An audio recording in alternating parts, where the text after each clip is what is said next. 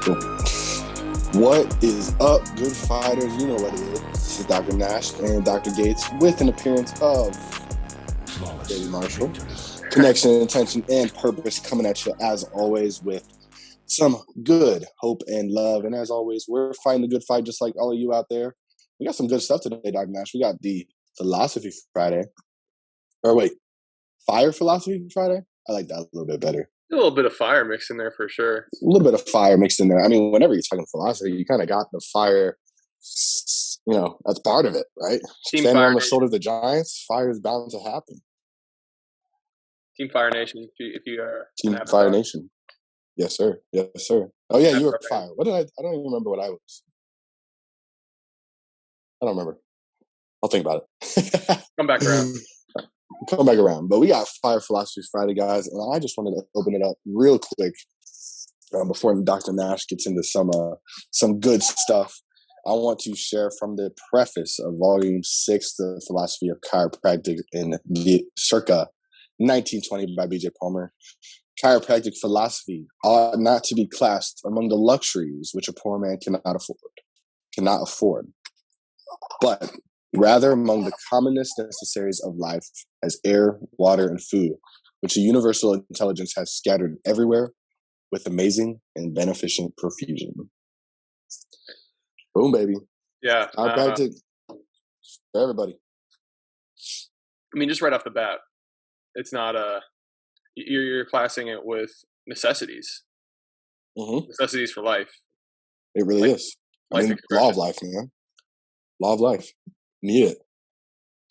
And I think even just the philosophy, though, how he distinguishes the philosophy portion of it, not just like the adjustment aspect or not just the science, but the philosophy of it and being that it's for everybody. The philosophy is for everybody. Not everybody does not matter. Right. Not everybody can do the art necessarily. I mean, they can if they're, go after it, but the philosophy is for all. It is such an empowering thing. We've talked about it before. For sure. Because it's a missing link for so many people that they have these inherent feelings about, well, that doesn't, I mean, like, you just don't, does it make you healthy to come out, be born, and take medication? Are you more healthy if you have more surgeries, right? Like that, nobody ever thinks that. And in a way, I mean, you see so many happy people who don't have hardly anything, right? And they don't have any access to like medication, any access to like, what we consider first world type healthcare, and they are manifesting just fine without it. Mm-hmm. Mm-hmm. More oftentimes than not. Yeah. What are they missing out on, really? And in fact, they're more human than I'd say majority of the United States. Maybe they're operating 40%. More by design. Yeah. More in sync with what Universal and Innate has in store and what they really want, or what Universal and Innate have planned as part of like the blueprint, right? So I think that's one of like the most powerful things that we have to offer as a profession is our philosophy behind not just health but life. Right. We talked about it before, the difference between survival and thrival, right? So really working on that thriving ability to not just be getting by and getting through the day, but thriving through the day, because that's you're bringing out the best version of yourself, and that's what we want for everybody. Yes, sir. Because when you win at home, your family's going to win. When your family's winning, your neighbors are going to win. And when your neighbors are winning, your town and your city's going to start winning, right? So it's just that concept that like we're all on that same part of river or ocean, right? We're all part of that same tide level, and when when we raise that tide collectively, all boats are going to rise together because we're all on the same mission of life. Universally all together and universally all adapting. Yeah, bro, I love that. I got to get that. That's something that I know, right? I got to get like that on the walls or something. Seriously, plaque it up, right, Marshy? He's gonna be he's gonna be like the he's gonna just be like the spokesperson from day one, right? Like Dude, he his is. first words probably I'm gonna be gonna bet, chiropractic. dude, they're freaking better. If not, They're disowned. freaking better. They're freaking better. Oh, Though damn. I did tell him that peanut can be his first word. Oh, okay, fair enough. Also, it's my cat, guys, in case you didn't know. But his first adjustment's going to be on peanut, right, Marcy? Yeah, you full send for Peanut there. Ooh, yeah, exactly. She needs it. She needs an attitude adjustment. One thing Dude, I so was, what do we got? You're digging into the Sinnots lately, right? yeah, I've been reading Dr. Rob Sinnot's Chiropractic Philosophy textbook, and just literally page 2, Page 2. Blah. going through the intent of chiropractic and the definition. So he talks a lot about there being ambiguity sometimes. And is it up to the chiropractor to define chiropractic? Or is it up to us to have a standard ethical profession definition? Right. So having ethics Does he answer that question, or yeah, he what do you does. think about that? I What mean, was for your me, initial thoughts? initially I was thinking, because I actually had just read the ethics of chiropractic, and after reading that, like I think it's really important to obviously have your own interpretation or like your own manifestation of the definition of chiropractic for sure. But I think it's got to fall in line to some extent with some standard ethical definition in the profession, right? And that's exactly what that was my initial thoughts too, is that having that backbone is still so vital, even though you can have and I don't want to say own interpretation, because I think people can use that too loosely. Like, it's not like it's like you just make it everything you want it to be, but instead using that backbone as a premise and a foundation to then guide you and urinate on giving care for the way chiropractic should, getting sick people well. Right, and everybody's perception is completely different than somebody else's. So your perception of what that means, that is, obviously entirely up to your own truth. But that is not to say that there is not some like line in the sand that we need to like have made, right? Like there is a certain level of flexibility with it, but there is still that underlying principle and theory and law, right? Right. So, otherwise, you got chiropractors out in Colorado giving vaccinations. Or chiropractors on the West Coast prescribing medication. Shaking it, dude. Well, I would argue that they're not chiropractors if they're prescribing medication. What do we call it? Medipractors? Yeah, medipractors. Yeah, I mean, they're in it for the wrong reasons. They don't really understand. And in a way, like, God, they're selling themselves so short, right? Like, dude, why would you do that to yourself? Your own opportunity to be unique, for the desire to want to be accepted by the community, the majority of people with a ton of money. Like, and if that's your main sole motivator, like, that should push you even harder to lean into your own uniqueness. Right. It's just makes me think of the convenient way. And BJ talked about that, but it makes me think of, we've been watching Kitchen Nightmares. I don't know if you've ever watched that before. I watched it. Oh yeah. Every time he goes into these restaurants that have a menu that appeases everybody, right? They got tacos, they got burgers, they got pizza, pasta. Yeah, they got any cultural food you want. It's on the list. Every single one of those restaurants are failing. They're ultimately failing because they have way too much now. It's not like it's like Applebee's or something like that where it's a chain, right? But this is like mom and pop places, right? So the more you have that, though, he immediately takes these restaurant menus and cuts it down to be unique, to be strategically isolated, to have a specialty, not to have a specialty and perfection at that specialty too. Yep. And I think all the restaurants, whenever they follow it, they see way more rapport, they see way more results, they see way more connection, intention, and purpose of what they're trying to do. And I think chiropractic is no different. The more we try to preach the message ethically, preach the message principally, people latch onto that. They're not used to that. That's not that everyday mantra, No, we see. I think this is like a very what's the word? optimistic percentage of how many people chiropractors serve, and I think it's under 10%. But I'm just gonna, like, for the podcast and just for the sake of it, say we see 10% of people, right? 90% of people never even heard. I'm pretty sure that's what Dr. Chase talked about a couple It of is. episodes Oh yeah, ago. that's right. I think it was. Right. Maybe even less than 10%. That's 90% of people that are not even getting any ounce of what we have to offer with our philosophy, or how, in our truth, the body is designed to be so much more powerful than what 90% of people actually believe, or what they're being programmed to believe. Yeah, especially today. And the bottom line is just to at least have the choice and option to seek something else.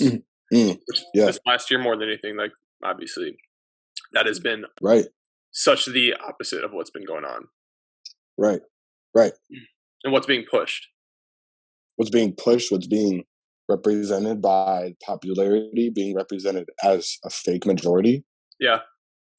Yep. And, we're, in some way, shape, and form, we've been talking about it since the beginning, but we've been trying to be that rock against the tide, right? Right. Or that lighthouse in the storm that, like, doesn't have to be this crazy for you. Like, I understand the craziness is around you, but you don't have to accept that as what you want to, like, take on as your truth in a way. But to get back to the point of the definition, right? Yeah. So, sorry, big tangent. Oh no, you're good. And I'm went on a tangent with you. Chiropractic is a philosophy, science, and art of things natural, a system of adjusting segments of the spinal column by hand only for the correction of the cause of dis-ease. And the cool thing, what Sinnot does, is he kind of defines three main parts that some people see as ambiguous. And he goes through what they were actually intended to separate chiropractic from the AMA or the medical community. When it was initially, I think BJ wrote this. Let me see this. Okay. No, this was from Stevenson's. I apologize. That was from Stevenson. But what he initially... but a lot of Stevenson took it from BJ too. So exactly. And DD. Yep. So essentially, what he goes on to say is things natural is one of the parts of the art of things natural. That things natural is like an ambiguous kind of section that people kind of are up for debate about. Or like people kind of... Oh, yeah. The other two... What is actual naturality? Well, what was the purpose behind writing things natural? Gotcha. And with things natural, BJ explained that was used to separate chiropractic from religious practice at the time. You got to think back in like early 1900s, right? Right. A lot of what we were operating on as chiropractors was, almost hypothesis. It was more than hypothesis, but it was like very, very early theory. And yep. Well, we were combating too. I don't remember his name right now, but also DOs and everything like that were starting in the mix, and their main premise was the blood, right? So where DD and BJ, I think, thrived, and thank goodness they had this insight, neurology. Yeah. Well, and with that, it was designed to basically detract anybody from thinking it was some divine religious experience when somebody heals. That's what they really meant by things natural, because that would be like a point of attack for somebody to like thrash or to defame the profession. Like, it's just some like another religious form of healing, and that's what they were. One of the things that they were really trying to emphasize with that. And I like that point too, because whenever I see a chiropractic adjustment, okay, or see people get results from a chiropractic adjustment, to me, I'm never like, oh, that's such a miracle. That's such a divine intervention into their life. Now, is it divine in the sense of like maybe they came into my office and different things like that? Potentially. But in my mind, I'm like, dude, that's exactly how the body was designed to be to do. Right. It's not necessarily a miracle if that's what we're designed to do now. Is it a miracle that like that sperm meets the egg and we form this perfect notochord and all the kind of stuff neurology wise and whatnot? Yes, for sure. But at the same time, it's not some type of divine, miraculous thing in my mind, because that's exactly how we were intended to be made, to be intended to work, to function. And that's what I freaking love about chiropractic. And it's physiologically congruent. It takes into account what we're supposed to do. Yeah. It's the common denominator between all systems and all structures of the human frame and of the life frame, between anything with the spine, right? Yep. Because you can't tell a horse that it's a religious experience and he heals from that, right? Right, yeah. But animals, they receive, the most powerful care you see sometimes is like watching an animal receive, a chiropractic adjustment and watching them almost change instantly. Right. Well, there's way more connected to be closer to innate and ease than we ever could be, I think. Right. They're operating, society. Their educated mind is operating at such a fraction compared such to a low ours. Frequency. Yeah. Right. So I think that is like one of the easiest case in points that like you could ever have for somebody that is trying to say that it's all a bunch of hocus pocus or anything like that. They didn't have that back then. That was one of the main purposes of it. The next portion, so he goes on, a system of adjusting segments of the spinal column by hand only. So by hand only is the other ambiguous point that Dr. Sinnot talks about. And some people are in the chiropractic community use that to kind of bash like Atlas orthogonal or Pedibond, right? Right. And those get people help, right? And that wasn't the purpose at the time. The main purpose, when Stevenson wrote that, and what BJ talks about as well, it was back in the early 1900s.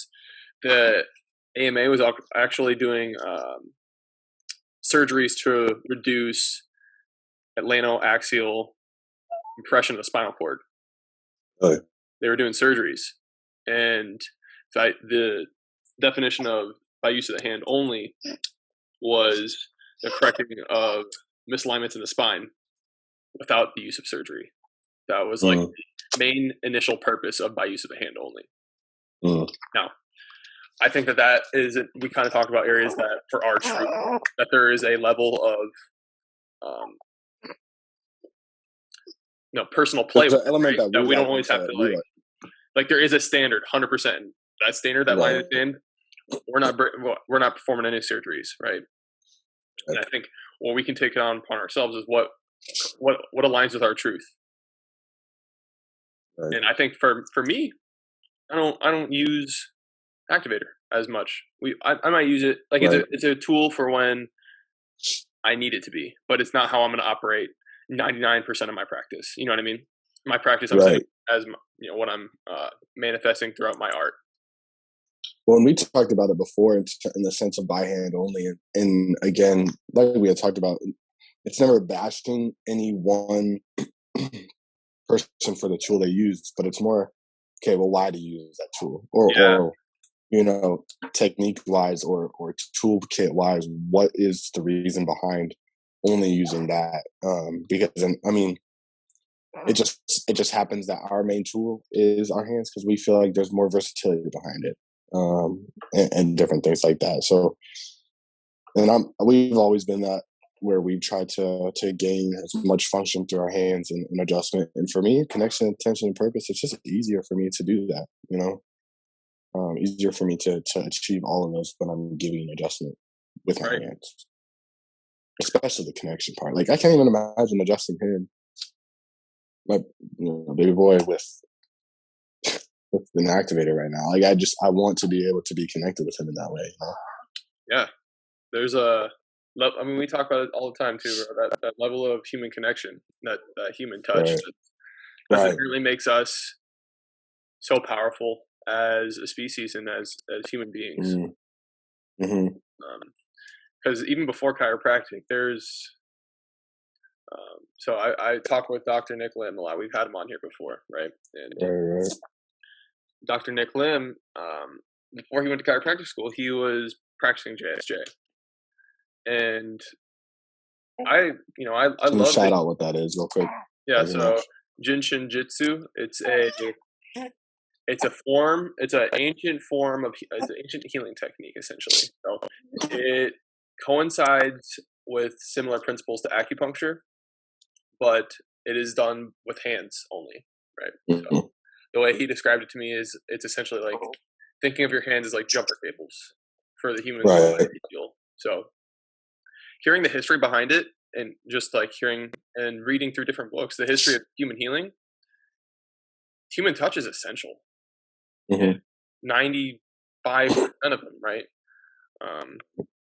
This, the history of like people trying to find elixirs, potions, all that to heal and aid the human body, like that's been done for forever too. But the actually profound things, actually like ancient profound healers, they've never been chemists. They've never been, up until maybe the last 100 years, right? They've always been people who have been deeply connected to not just themselves, but those people that they actually are able to help on their path to healing. And knowing what we know with our truth of the nervous system now, having that extra level of connection with our hands and being connected to our own innate, I think that goes a long way. That a lot of people don't, may not coincide with every single person's truth, but we've talked about it before. If our educated minds can connect, there's nothing saying that our innate minds can't connect either, right? For sure. And what better form of communication between innate than touch, than physical touch? Yeah. Because there's nothing not words. There's no miscommunication between touch. Like you're expressing what you're expressing, and with innate, you're connected with innate, and you're connecting with another person's innate. Right. That's instant communication between innates. So that's one really powerful thing I love about what we do with our hands. That's awesome. I love it. I love the distinction that he's doing through that too. Well, and Marshall knows the difference too, right? There's a reason why, like, he just, the more hands-on and just like the more love that you can spread to not just like your babies, but your family, right? Through physical touch. I mean, even sports teams, there's like plenty of studies on it. The more sports teams that actually like perform like physical touch throughout the game, like whether it be a pat on the butt or like dapping somebody up after like a play or anything like that, they're exponentially more successful than the other teams that don't. Right. And part of that is communication. Physical touch is a form of communication. And communicating to each other that, hey, I love you, I got you, right? Right. Being supported. We're going to take care of you. Yeah, we're going to take care of each other. We're on a team, right? I think that's something that goes back, that's ingrained into we talk about genetics, into our genetic DNA. Right. Because we're social beings, social creatures, that we realized a long time ago that we get a lot farther together than we do apart. Sure. And that's so true. That's one of like the craziest things about growing up right now for kids. I can't even imagine. But I was fortunate enough growing up that I grew up in a neighborhood of kids all around my same age, right? And you don't see that nearly as much as you used to. No. I mean, playing football in the backyard, playing wiffle ball. Yeah. It's just nuts, dude. And that's like the hardest thing about this last, growing up right now is like there's so many different things on the news or things that people are trying to program other people to believe that people are dangerous, or that like, they're trying to divide everybody in so many different ways and shapes and forms, right? And trying to put you against your neighbor for whatever reason. Like, oh, he stands for this. Well, you can't like him because of that, right? Trying to give, I mean, in a way, they're really sneaky about it, where they try to really divide everybody into certain categories. They're like, oh, you're this and you're this. So put you in the box. Yeah, you're in this box and you're in this box. So you're not together, right? And that's just like, it's never been the case, right? We're all on the same team. We're all human beings. So the more people get together and love each other, like. Well, and you can see how that divisive foundation nature has been a source of evil and misrepresentation Yep. throughout human society forever. I mean, slavery and racism in America, they all start with that divisive nature of you're inferior, you're this compared to me. And that inherently at its core, we like to think it's maybe just about skin color, but inherently at its core, it's putting people in a box and putting people in an area that's not able to communicate with you, even though that's not how it should be.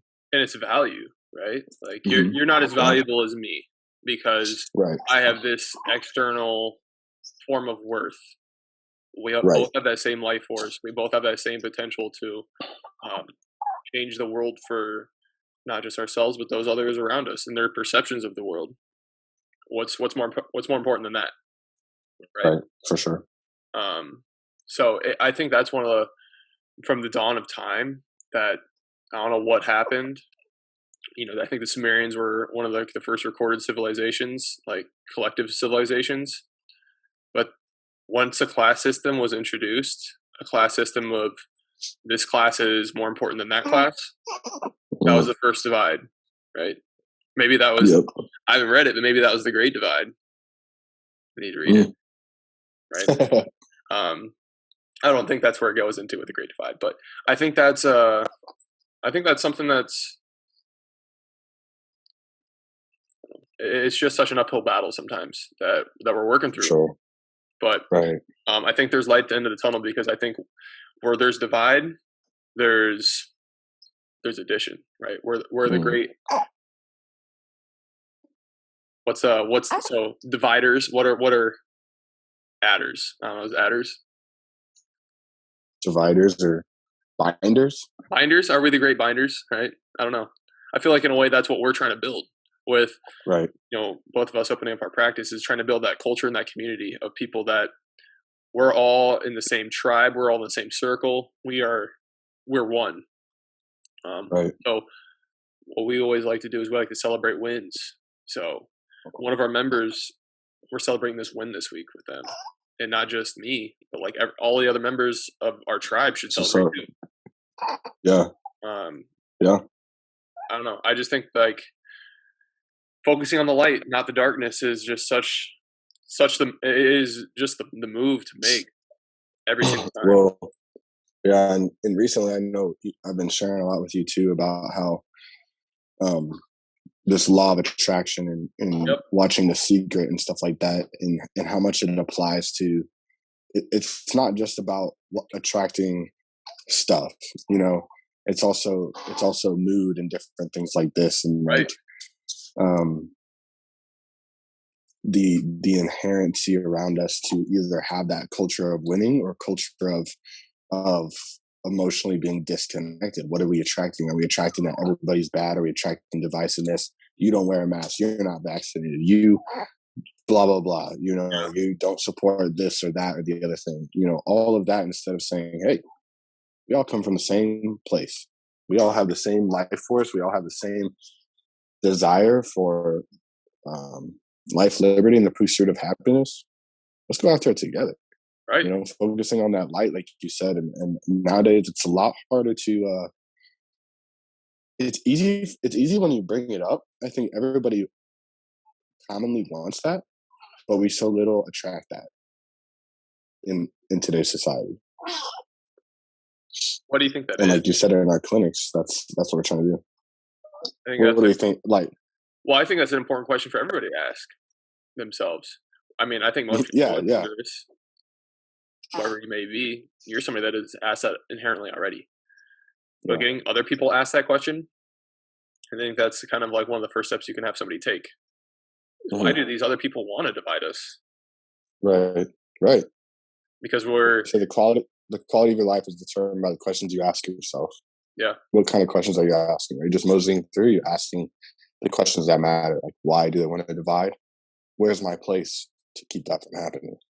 Yeah. How do I protect not just myself, but my family from that, from them having to experience or have that happen to them? Mm-hmm. Yep. So, kind of finish off, I said that there's 3 things that were ambiguous with that definition. And the third part is chiropractic is the philosophy, science, art, and of things natural. Covered things natural. A system of adjusting segments of the spinal column by hand only, covered by hand only, for the correction of the cause of dis-ease. So, dis-ease, cause of dis-ease. That is, right, we talk about that every single day.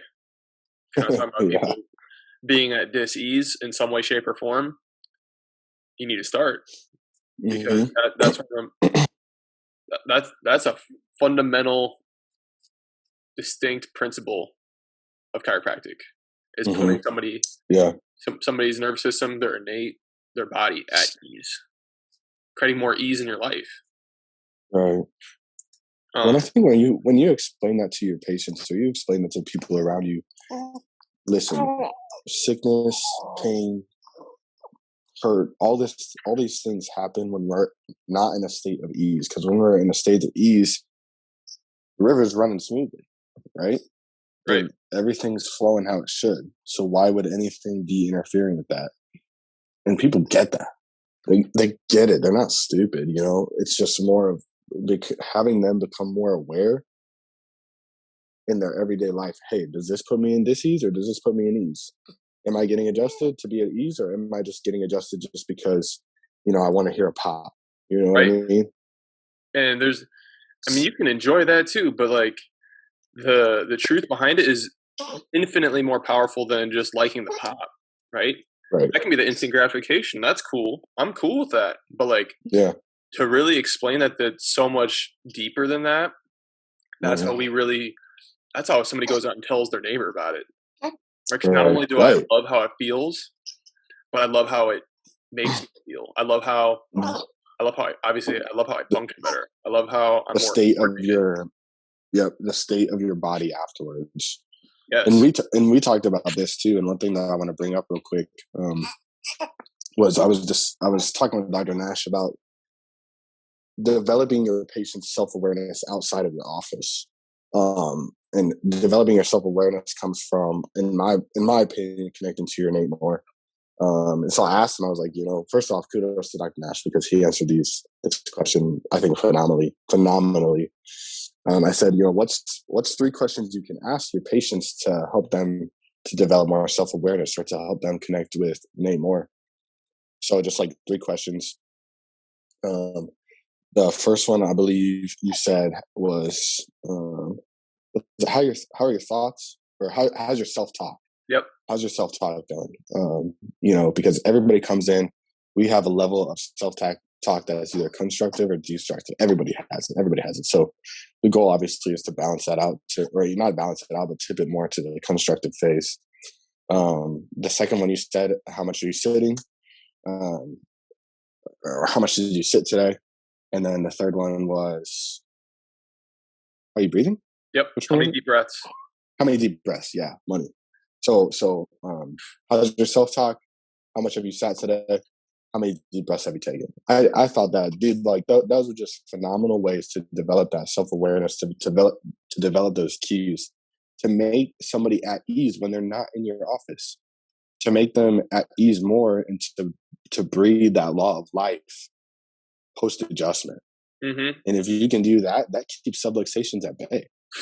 And if I want somebody to live more in the life atmosphere, it's, yes, we are adjusting by hand, we're adjusting those spinal segments, but not more than anything, but just as much, I want them to be at ease outside of my office.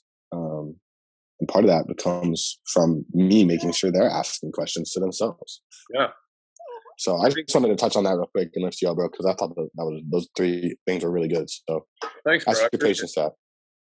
One thing that I inherently do when we go through our process is getting everybody, regardless of what your lifestyle background is, to move even more, right? To make that even more part of your routine.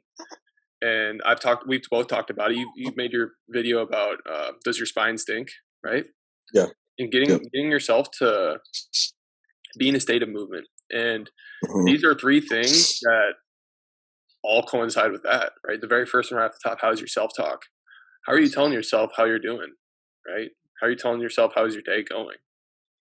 I think that's an important aspect. Like, is if obviously a lot of people come into us when they are not well, when they're not at ease. Right. That's a mindset too, right? Because Sure. give yourself grace to heal, give yourself time to, like, you're taking the steps, you're doing what you may not think you could do, and you're on your way. Right.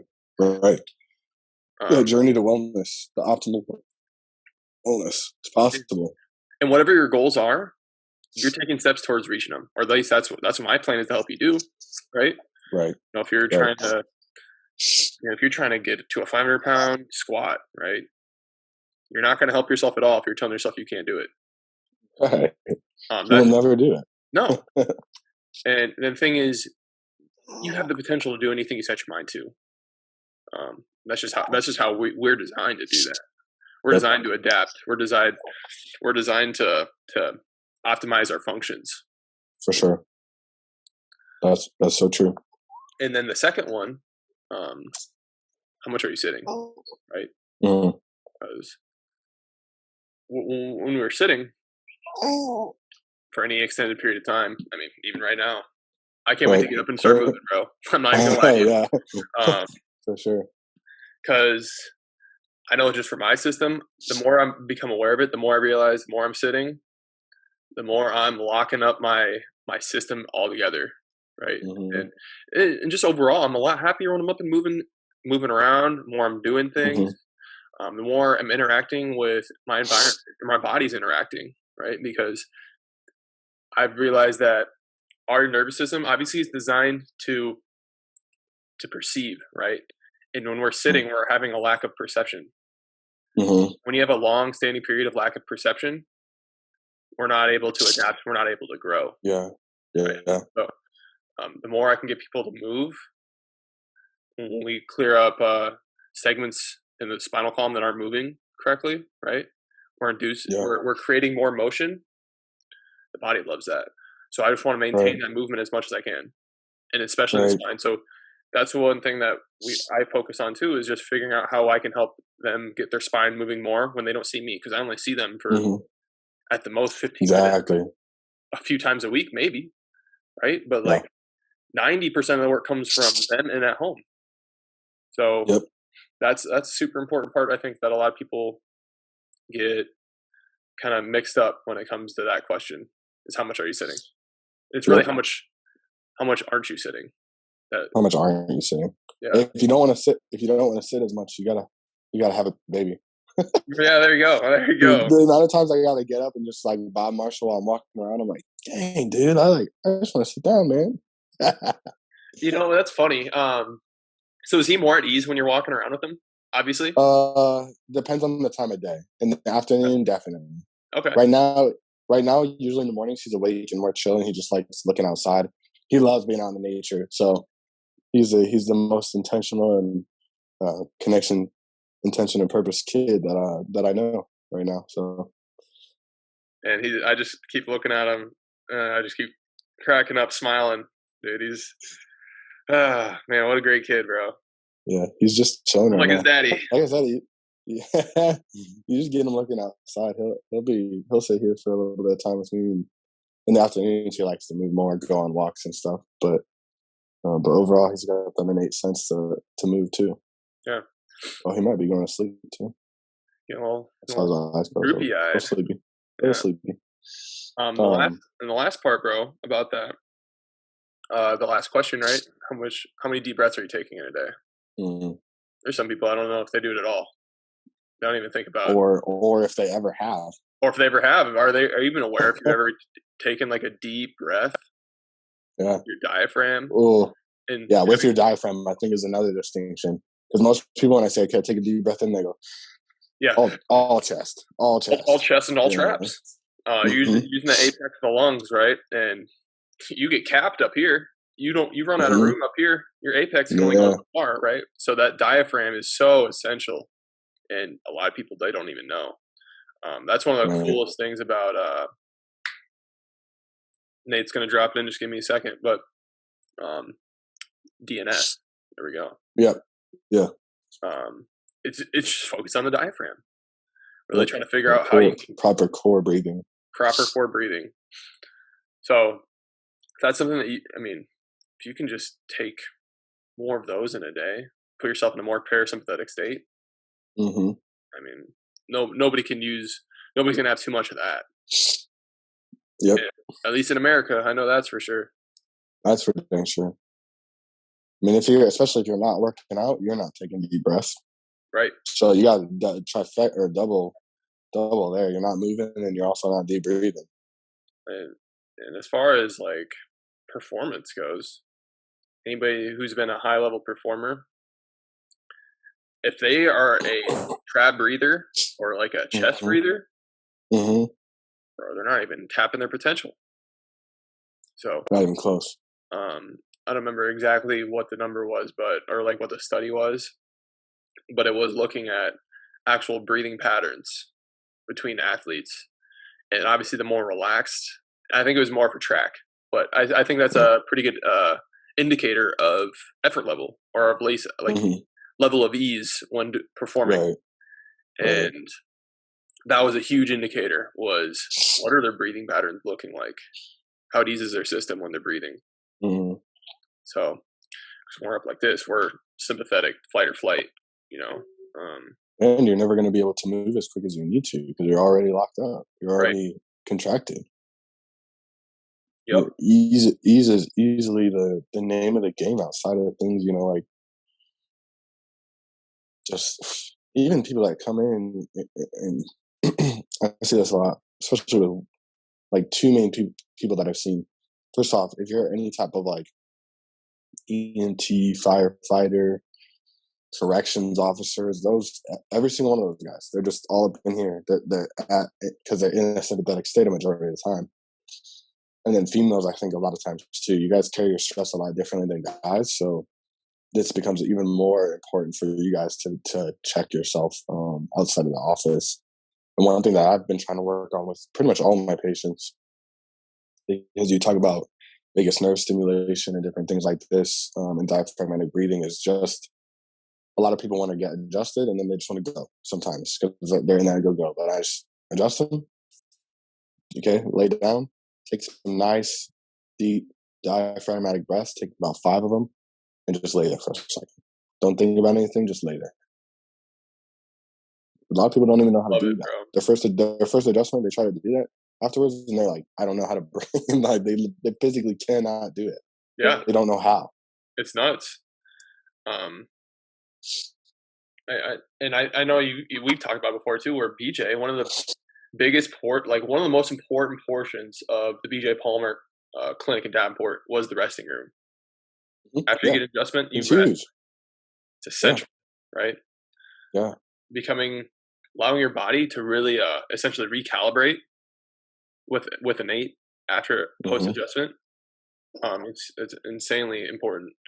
Making that time to really take those breaths, because I mean, one of the most profound ways we can actually stimulate the spinal cord is through our breath. Yep. It's such an essential tool that has almost been forgotten to a point for majority of people. Or at least people aren't told about it, or at least they don't seek it out. And there's a quote from this book, the end of this chapter, says, full knowledge is of paramount importance, and to resist clarity of truth is to knowingly choose ignorance. I think a lot of people are scared of truth, or scared that they have been doing something wrong for a long period of time. And I think that a lot of times people choose ignorance over truth because it's convenient. Yep. I had something kind of drop in last night that I wanted to share with you.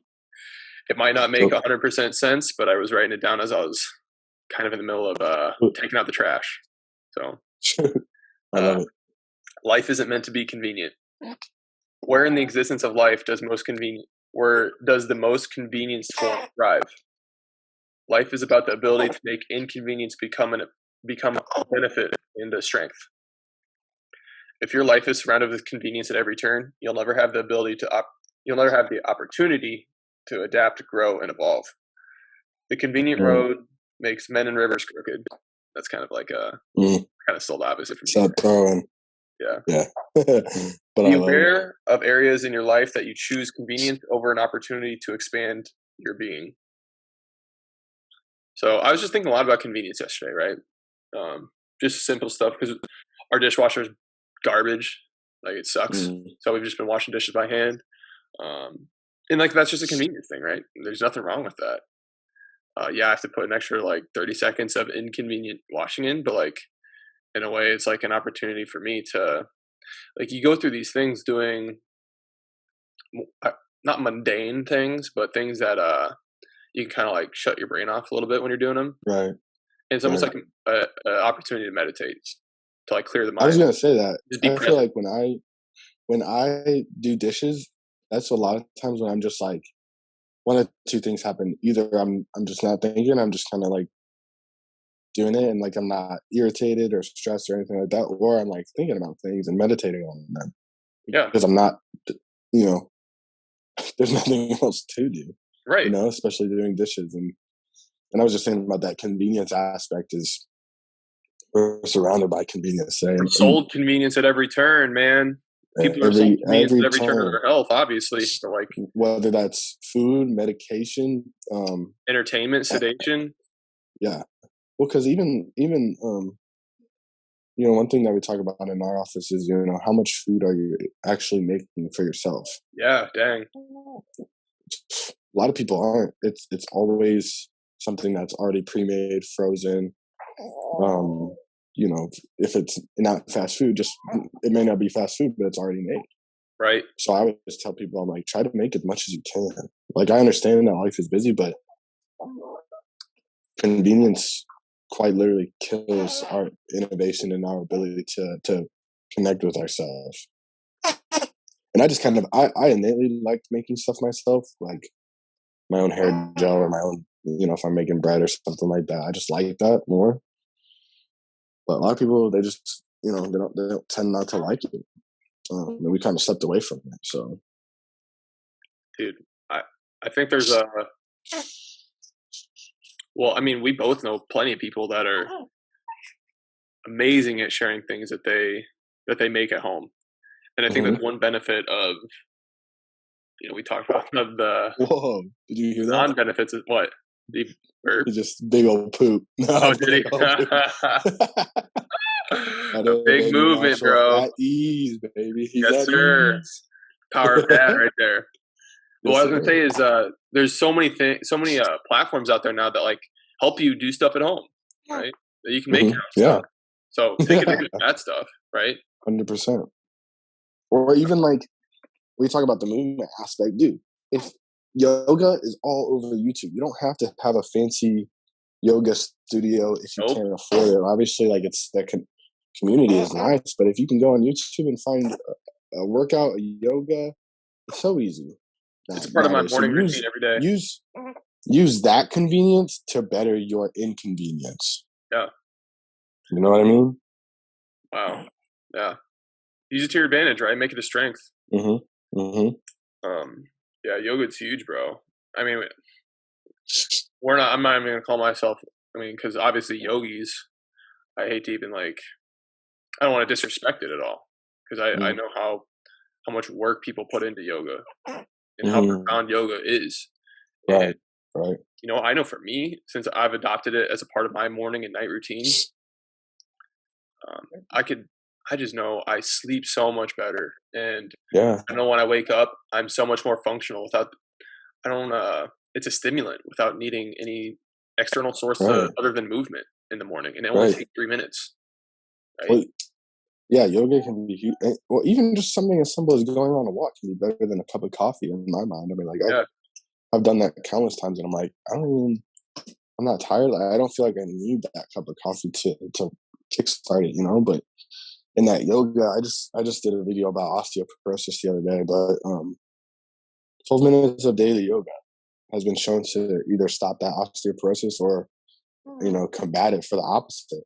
12 minutes. What is that? You know, compared to our day, that's there's 24 hours in a day, 5. So, and that's just one thousandth of your day, maybe. And that's just one layer of like the benefits of doing that. Right. One little layer. There's so much more, right? Let alone the connection that you're going to make when you're doing that 12 minutes of yoga. Let alone what I always tell that mobility. Go ahead. Yeah. Every time people that come in, they're like, yeah, I started doing yoga, their adjustments, always just way smoother, way more at ease, way more accepting of that adjustment every time. You know, Mm-hmm.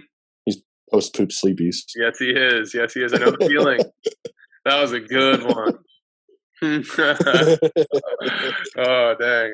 It's satisfying, dude. He knows. Yes, sir. He Big knows. boys. Sweet. Dr. Gates, do you have anything else you want to cover today? Oh yeah, I thought this was fire. Just being able to get some ground upon, like you said, the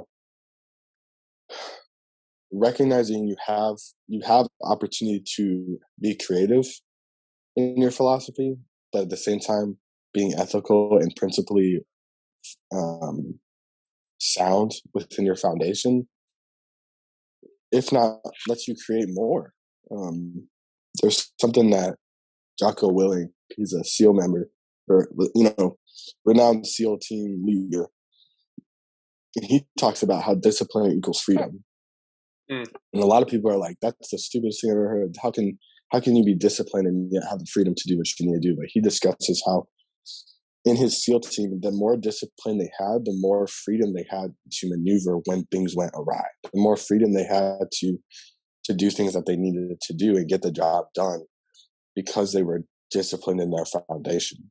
And how much more can we transition that into today? Being disciplined as good fighters and being able to say, hey, discipline's not a bad thing. Inconvenience necessarily isn't a bad thing. As long as we're at ease and as long as we're focusing on creativity, going through things naturally done by hand and focusing on bringing people out of disease, dude, you're fighting a good fight every single day. The more you focus on that, having that sound discipline to those principles towards those ethics, you're going to have tons of freedom to not only do what you want with your patients, but do what you want in your life. I want to share at some point in the future that book by Dr. Cirillo. He was a student and like a mentor of BJ, or BJ was his mentor. So he covers ethics of chiropractic, which, like I talked about before, if you have ethics in a profession, you're gonna have a standard. So there is a standard to be held. I want to end on just two little minor sentences that I think are super powerful. Okay, just think about this before we go. Cultures are dependent upon customs, views, and especially language to both bond them and define them as being separate and distinct from other cultures. When invaders take over a country, they outlaw the language of that culture. What's been going on recently, right? Yeah. People are being silenced. So silenced, censored, and outlawed for what you believe. And also, that first little part about culture, building culture, use the vernacular of chiropractic. It's important. We are so different, and that's part of the strength. So, chiropractic. And how much is that getting trying to take it out right now? That's crazy. They're trying to, but as long as we're around, we're gonna keep that fire burning, right? I'm keeping it burning all day, baby. Chiropractic requires, such as it is the largest profession, to openly recognize the significance of the adaptive intellect found within all living things. It is the recognition of the uniqueness of every person being driven by an internal force toward health, and that the vertebral subluxation interferes with that potential that sets chiropractic apart. That's where I kind of wanted to end it. Can you touch on that last one, just so make sure people can hear that? Yep. So it's the recognition of the uniqueness of every person being driven by an internal force toward health, and that the vertebral subluxation interferes with that potential that sets chiropractic apart. A lot of people really want to be included, or at least, going through school, you have a lot of student organizations that want to be more included with the AMA or the medical community. And I think we all are on the same team, but I think it's also important to be distinct and unique, that we are on the same team. And I'm not saying that we're in different boxes, but we're unique, right? We're not looking to seek validation from somebody else. Yep. Our culture is different. Right. Right. So I think that's something that we need to take pride in, that we but we recognize that internal intellect, that innate intelligence that is found in everybody that wants to thrive towards health, right? Yep. It's not just about survival. Baby. It's not about just like, having that smoke alarm going off and taking out that battery, right? It's all about finding that source of the smoke. And from there, building that house even greater than it was before. You don't got to live in that same house. You're going to live in some junky old house, right? Your house has got the ability to be beautiful. So why not make it and let it be beautiful the way it wants to be? Sure. Yes, sir. Freaking Phire Philosophy Phriday, baby. Oh, this is a great episode. Featuring Marshall. Still the highlight of it all. Big Poop. Big Poop Marshall. Right, baby boy? All right, Dr. Gates. Phenomenal time today. Thank you so much, brother. I'm looking forward to the next one. But all you good fighters, you know where to find us. Know where to find us. Well, if you don't, what are we? The Good Fighters? No. Yep. Oh, the_good_fight_ers. Yes. DC Nasty or Gatesmare_DC. Hit us up. And if you hear about us on the streets, if somebody mentions the art thief and art dealer, you know who they're talking about. You know who they're talking about, baby. Fun fact. We're getting very popular in Singapore, guys. Oh. So if you see us taking a trip out there. We cracked the top 15. We got a bunch of good fighters on Singapore, man. Yes, sir. And the Singapore fighters, man, it may be a small country, but hey. The international tour might be coming a lot sooner than what we think. Heck yeah, baby. Cool. All right, brother. Sounds good, man. Go forth and serve. Hope you have a good rest of your weekend. And all you good fighters out there, enjoy and go forth and serve yourselves. Choose your destiny.